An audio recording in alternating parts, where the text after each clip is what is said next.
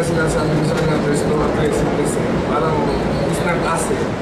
Hindi namin nakikita yung JR yung basketball eh. Walang aggressiveness. Nawala yung siguro natin yung full court press namin, di ba? Parang nawala yung energy. But now, I think they are ready to play. Sila sa venue, parang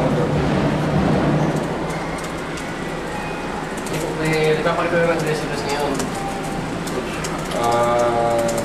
Meron ako nakita kanina aggressiveness and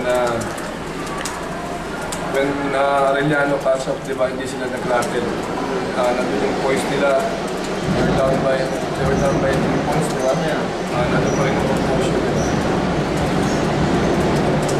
Kung meron kang isang word na hindi kakasabi mo sa mga players mo kasi mas rin ka sa 4 out of 5.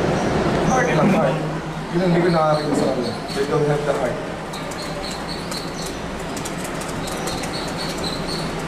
Yung JR brand of basketball na aggressive round and gun, hindi mo ba... Hindi namin nakita. Ilang games na kami sa 14. Saan? Tanda?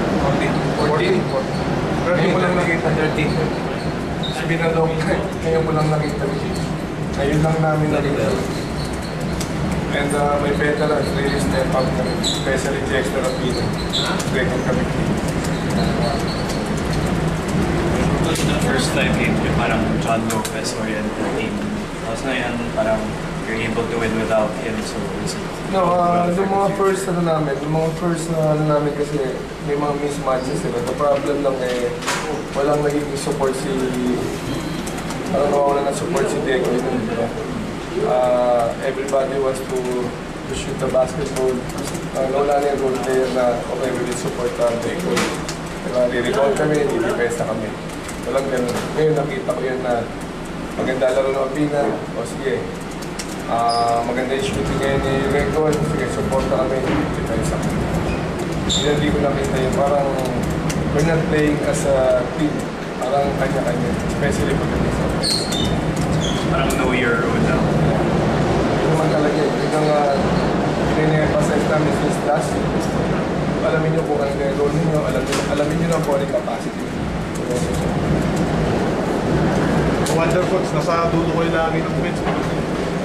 Tinatambakan eh. Mga past games, paano ko sa dulo ng bench? Mahiya ka ba? Yung unang tumayo. Yung unang sa dulo, nanalo. Dulo ulit ako sa dulo sa game. Okay, thank you.